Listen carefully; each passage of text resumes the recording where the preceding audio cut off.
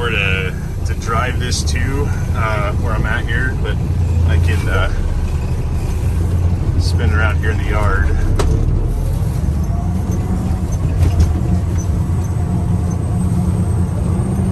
I know that the transmission shifts good, clutch feels good. There's no grinding. I put the PTO in. There's no grinding. You saw that in the other video.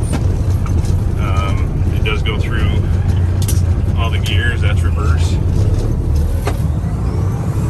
Goes into gear easy.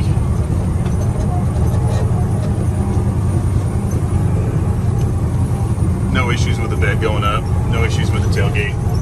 Like I said, really nice dump truck, ready to go to work.